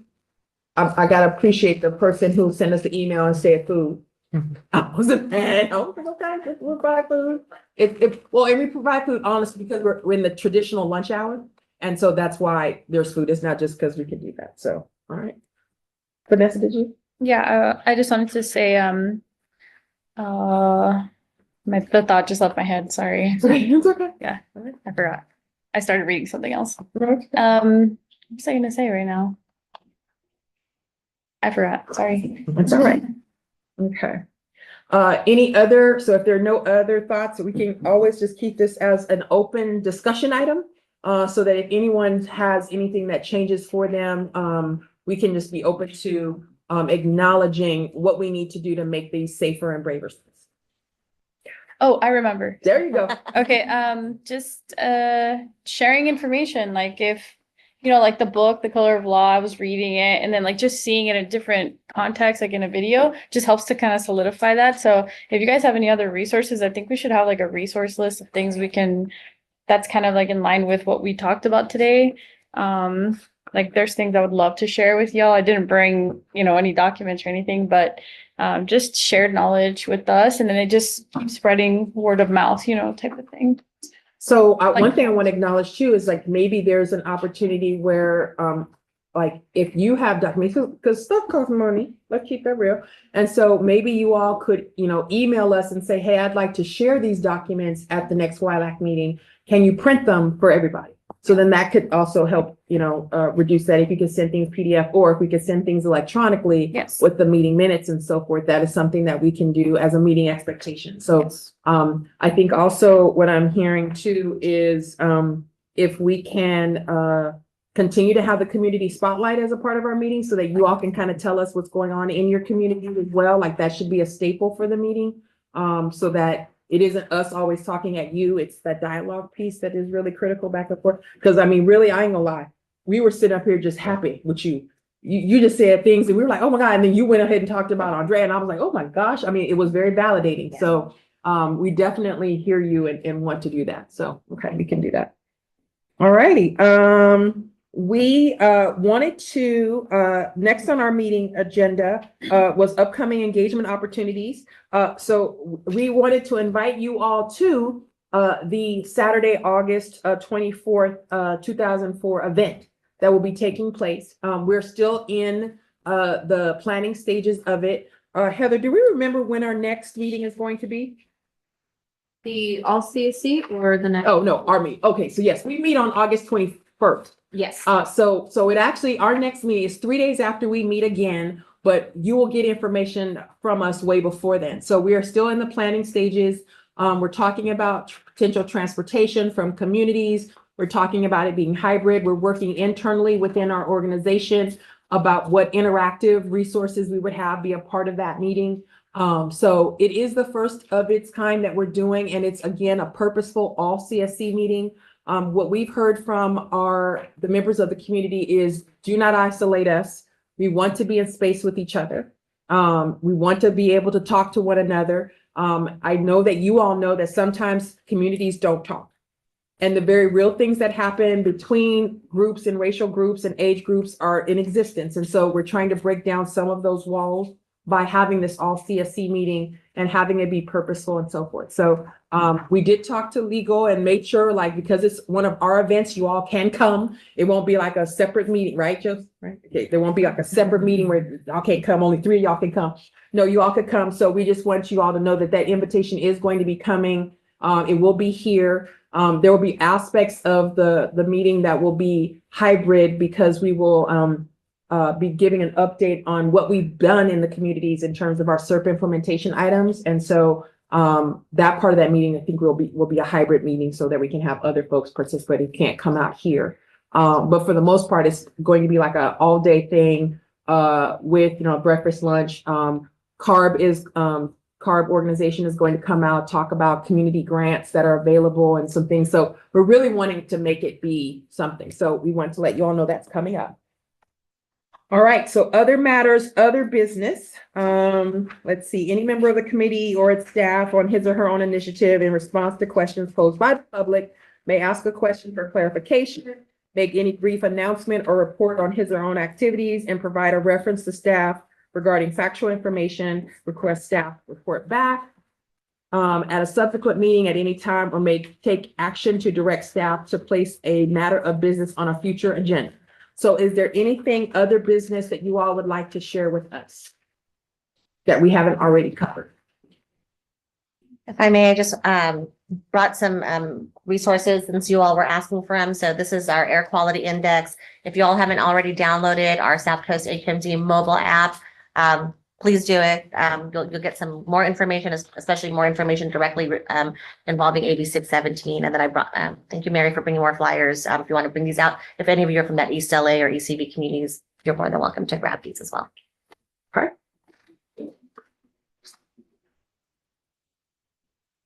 Okay. All right, this takes us into our public comment period. At the end of the regular meeting agenda, an opportunity is also provided for the public to speak on any subject within the committee's authority that is not on the agenda. Speakers may be limited to 3 minutes each. For those people who are public comment, if you'd like to make a public comment, please click on the raise hand button at the bottom of your screen. This will signal the host that you would like to speak to provide a public comment, and you will be added to the list. So I see several people who are virtual. Is there anyone who is, yes, I see Moses Huerta. You can you should be able to speak if you unmute yourself. Or are we, yes, there you go. Thank you, Doctor. Good afternoon, everyone. My name is Moses Huerta, currently working on environmental justice program and monitoring air funded by the EPA. I'm also working on a CARB-funded project called the Paramount Community Engagement Initiative, which we're doing research on how to do engagement with the community. I want to congratulate you all for participating in this important endeavor. You as young leaders are important in this cause in helping to progress our mutual concern, which is cleaning up the air. I really encourage you all to stay engaged, and more importantly, be unafraid. Have your voice, say your voice. It's important. And I'm also a former public safety commissioner, one of the most important things that I had was hearing from my community members. And I made special effort to hear from young people as yourselves, because you are the future. That's a given, and we want to keep hearing from you. So please be engaged, ask questions. There are no bad questions. And I really am so proud of you all for taking this initiative. I also I want to encourage you from my personal experience in environmental justice spaces to, first and foremost, what you learn, share it with your family, share it with your friends. That's how it starts, because within our circle of friends and influence, we can make the change. So once again, I want to thank you all very much for being here. This is one of my favorite meetings that I learn a lot, and I'm here to learn from you. And so thank you, Dr. Anissa, for leading this, and look forward to learning from you guys. Thank you. Thank you. Thank you. OSIS is paramount. That's my hood. I love it. Thank you. Roxana. Hi, yes, so I just have an update. Andrea Vidaura said she is down to be a guest speaker. Oh my gosh. That was quick. Thank you. You got it like that? Wow. Like that. Wow. I told you guys we're friends. Yay. Yes, Thank you. yes, Thank you so much. Thank you. Awesome. So all right. Who do I connect to follow through with that? With me. You can connect her with me and Heather. Heather will make sure that happens. Excellent. Thank you. All righty. Love that. All right. Is there any other public comment? That just great. All right. So our next meeting date is Wednesday, August 24th. Heather, was there any housekeeping thing? 21, sorry, 21. Wednesday, August 21st, 2024 at 12:30 p.m. is our next meeting. Heather, was there any other housekeeping things that you needed to share with folks? Yes, please. So up here at the credenza, we have expense claim forms. So one for mileage, you want to make sure that you get reimbursed for the mileage and the time that you took to come out here. And then also the stipend forms. Please fill them out ahead of time and we'll help you out. Caroline in the back wearing the beautiful sage cardigan is our finance contact within our division. So she'd be happy to help you out. And then we'll get everything all sent up to finance. So hopefully we can get you paid a little faster because we sent out the forms retroactively. So this is us trying to think ahead a little bit. Okay. Right. If there are no other comments, this meeting is adjourned at 2:24. Thank you all so much. Thank you. Thank you. Thank you very much. I missed the gavel. No, just like, I don't need a gavel. I would hit myself in the head. I would hit myself in the head.